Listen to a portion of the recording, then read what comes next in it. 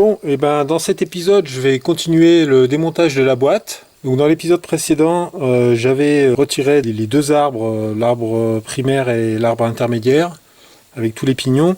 Il reste encore la petite roue inverseuse de marche arrière là, à retirer. Pour la retirer, il faut déjà retirer cette goupille.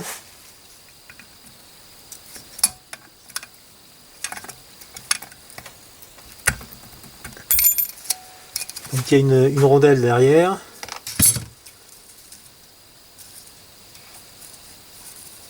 La roue avec la gorge pour la fourchette. Une douille sur laquelle tourne la roue. Et derrière une autre rondelle. Alors on voit que cette rondelle, elle n'est pas tout à fait comme la première. Elle a un pan coupé.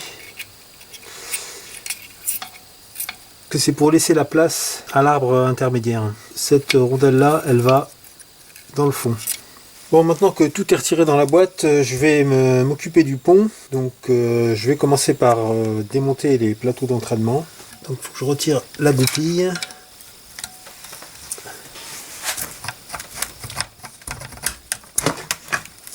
Donc, maintenant je vais retirer l'écrou. Alors je vais utiliser les vis du plateau d'entraînement pour bloquer le plateau. Avec un démonte-pneu par exemple. Je pense que le pas est un pas normal, c'est pas un pas à gauche. Parce que je vois pas de marque sur l'écrou. Parce qu'en fait sur les boîtes plus récentes, l'écrou de gauche est en pas à gauche. Donc là je pense que... Oui, c'est ça. C'est un pas normal même à gauche. Je pense que c'est du fait que c'est goupillé. Ils n'ont pas cherché à mettre une sécurité supplémentaire.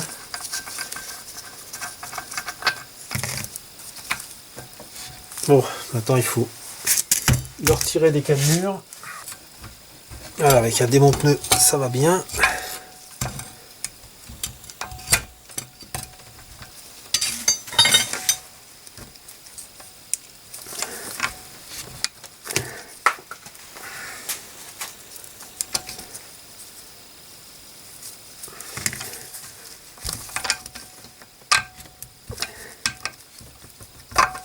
Voilà. Alors là, il y a un joint d'étanchéité. Bon, on verra ça plus tard. Bon, bah, je vais faire la même chose de l'autre côté. Bon, maintenant, je vais retirer le couvercle de roulement du côté droit ici. Alors, il faut que je défreine et que je retire les 4 écrous.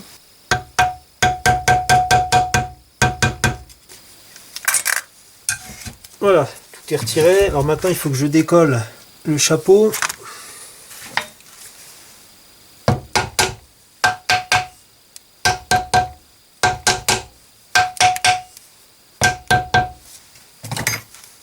Je vois qu'il a bougé. Voilà. Alors là, il y a des cales de réglage. Je vais utiliser mon aimant pour les prendre.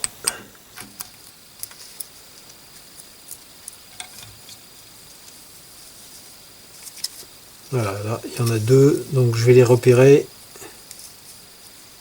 Et je vais les stocker en même temps que le couvercle. Donc la plus fine était du côté couvercle. Alors déjà, il y a un truc qui me plaît pas là, c'est qu'il y a quelque chose de cassé, visiblement, dans le roulement. Bon, on verra ça plus tard, mais déjà, ça, c'est pas normal, ça. Bon, je vais repasser du côté gauche du pont. Et maintenant, je vais retirer le couvercle gauche, donc. Que, bah pareil, hein, on défreine les écrous et on les retire. Bon, tout ça c'est bien crade, hein, mais de toute façon je nettoierai après parce que j'ai pas envie de faire du travail pour rien.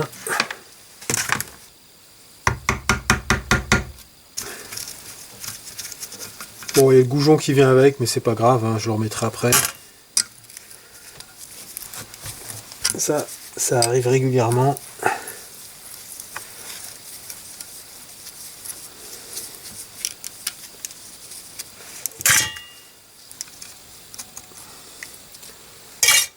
Voilà, tout est retiré.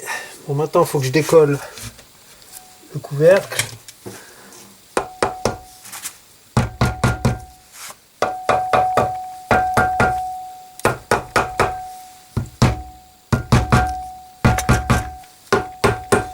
Je sens que ça vient.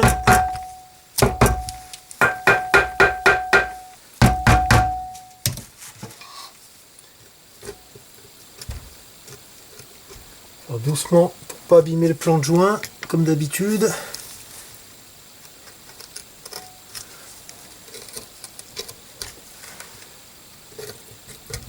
Voilà.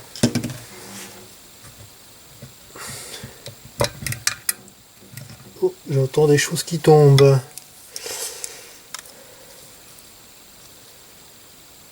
Ah, c'est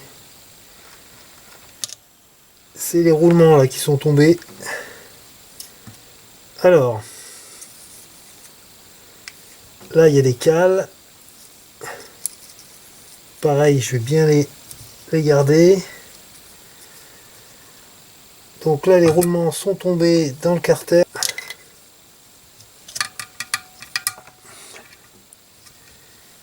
Je vais remettre ceux que je peux déjà dans le logement. Ça, c'est la deuxième partie du roulement à billes. Donc à mon avis, ça, c'est pas bon, ça. Là, le roulement à billes, il a morflé, hein. Donc maintenant, il s'agit de sortir tout l'ensemble. Mais pour ça, il faut chauffer l'autre côté.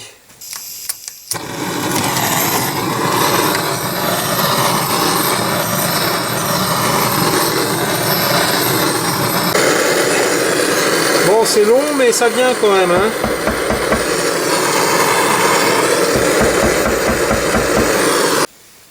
Bon, oh, ça y est, j'y suis arrivé. Au bout d'au moins une demi-heure de chauffe.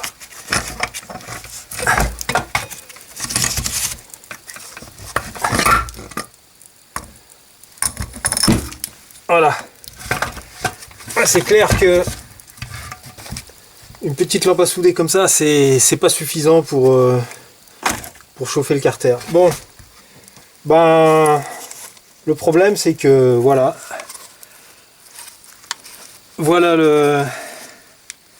l'explication de tout ce que j'ai retrouvé dans le carter.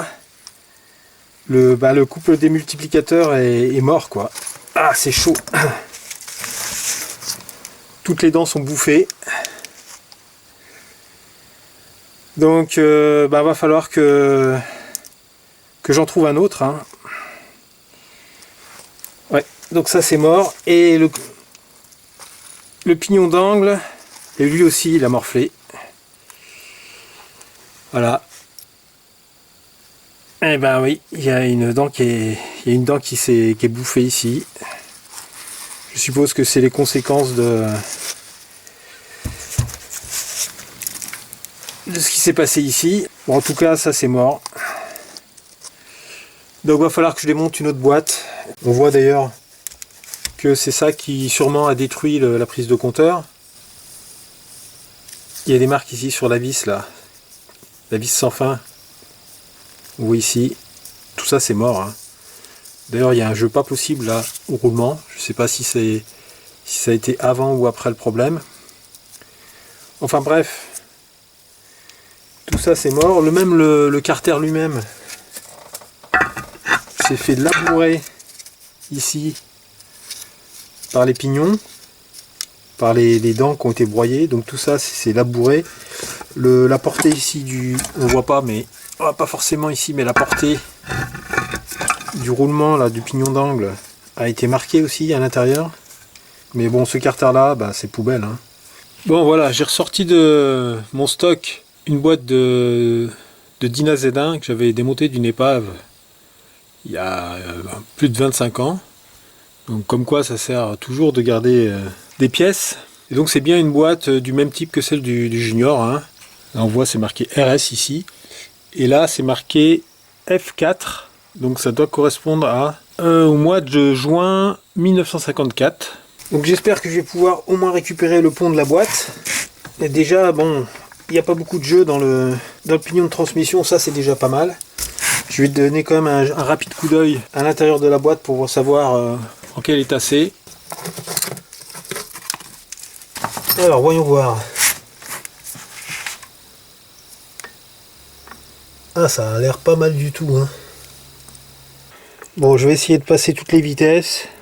De toute façon, je vais démonter, hein. Alors ce qui est bizarre, c'est que le... Ah ouais, les fourchettes sont pas les mêmes là. L'écart est beaucoup plus grand. Sur le Junior, c'est encore le système Dynax avec le doigt qui est beaucoup plus fin. Mais donc ça c'est pas grave, je récupérerai les fourchettes de l'autre boîte. Hein. Donc ça veut dire qu'on peut pas reprendre une boîte de Z1 directement en fait, pour mettre sur un Junior. Ok, bon allez, je démonte et puis je vous montre le résultat de mon démontage. Ok, bon, j'ai fini le démontage de cette deuxième boîte. Alors toute la partie boîte est en super état. J'avais de gros espoirs concernant le pont. Le couple conique était bien aussi. Pas du tout de marque. Les dents sont en super état. Donc jusque là tout allait bien. Mais malheureusement je me suis aperçu que certaines dents du couple des multiplicateurs, voilà, on les voit ici, sont marquées. Ici il y a 2 dents de marquées. Je crois que c'est les 2 seuls, mais bon, c'est quand même assez profondément marqué. Donc je pense pas que je puisse remonter ça. En tout cas ça me gêne de faire tout le boulot pour remonter quelque chose qui sera pas le mieux possible au final. D'ailleurs la même chose sur la grande roue des multiplicateurs. Voilà, ici. Voilà. La dent qui est profondément marquée ici. Donc c'est vraiment, ça me gêne de remonter ça. Tôt ou tard, je risque d'avoir le même problème sur la boîte de Junior, ça peut casser et puis faire une réaction en chaîne et tout bousiller à l'intérieur. Donc je peux pas remonter ça tel quel, je pense. Même si le différentiel a quasiment pas de jeu. Tout le reste est vraiment bon, la boîte est super bonne, mais je peux... Vraiment, ça me gêne de remonter quelque chose qui a un défaut, quoi. Donc, j'ai plus qu'un seul joker. C'est d'utiliser la boîte qui est sur la Dyna Z1 des premières vidéos, celle où je refais le moteur. Donc la boîte est encore dans la voiture, je vais la déposer, je vais l'ouvrir et puis je vais regarder, mais c'est ma dernière chance. Soit cette boîte est bonne, soit je change mon fusil d'épaule et puis je vais mettre une boîte plus récente. C'est dommage parce que je serais plus fidèle à l'origine, mais je préfère ça que de redevoir tout démonter dans 4 ou 5 000 km parce que la boîte fait un bruit horrible, quoi. Donc j'ai encore pas mal de boulot devant moi. Il faut que je dépose la boîte de la voiture et que je la démonte. Et une fois que j'aurai fait ça, je reprends mes vidéos pour vous montrer la surprise. Est-ce qu'elle sera bonne ou est-ce qu'elle sera mauvaise? A tout de suite. Bon, ça y est, j'ai fini de démonter cette troisième boîte. Et enfin, une bonne surprise. Le couple démultiplicateur et le couple conique sont en super état. Donc ça, c'est une super nouvelle. Je commence à désespérer un peu, mais là enfin, je vais pouvoir partir là-dessus. Et l'autre arme, donc, avec le petit pignon du démultiplicateur, c'est pareil. Pas de marque. Les dents sont vraiment en bon état.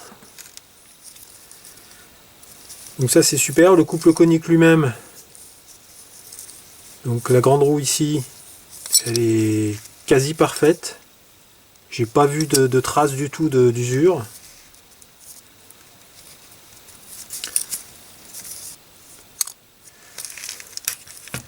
Donc pareil pour le pignon d'angle. Hein. Alors la boîte en elle-même, je m'en suis pas trop intéressé parce que j'ai déjà les 2 autres boîtes qui sont en bon état de celles que j'ai démontées. Même si il doit y avoir quelques différences parce que ça c'est pas tout à fait la même boîte que la 850 RS. Mais elles sont vraiment très très proches. Les seules différences que j'ai vues, c'est 1 ou 2 roulements différents. Et puis bon, il y a aussi les sorties de pont aussi, qui sont le système d'étanchéité qui est un peu différent. Et puis aussi, il y a l'écope là qui a fait son apparition. L'écope de graissage ici, c'est plutôt pas mal ça, qui permet de graisser tout tout l'ensemble de la boîte de l'arbre primaire. J'ai juste un dernier petit doute, c'est concernant le différentiel. Je me suis aperçu qu'il avait un peu de jeu quand même. Là on le voit, le jeu là. C'est le mouvement que je fais là avec cette main. Et sur les autres boîtes, enfin surtout sur la deuxième, il y avait quasiment pas de jeu. Mais bon, c'est difficile de savoir comme ça, sans le démonter, comment sont les planétaires et les satellites à l'intérieur. Donc il va falloir que je démonte ce différentiel. Mais je ne vais pas le faire dans cette vidéo, hein, parce qu'il faut démonter ces vis en croix. Là, j'ai pas l'outil spécial pour l'instant. Et on m'a dit que c'était vraiment une galère à faire. Donc là, pour l'instant, je vais m'arrêter là pour cette vidéo. Donc là, le démontage du pont c'est terminé. J'ai enfin une boîte sur laquelle je peux partir, même si c'est pas une 850 RS. C'est quasiment la même chose. Bon, bah, je vais m'arrêter là. Et puis, dans les prochaines vidéos, bah, je ferai déjà une bonne inspection de tous les éléments. J'espère que ces vidéos un peu plus techniques vous plaisent quand même. Et puis ça pourra, j'espère, peut-être servir à certains qui voudraient se lancer dans ce travail. Même si c'est pas quelque chose de facile. Ok, bah, je vous dis à bientôt. Allez, à plus.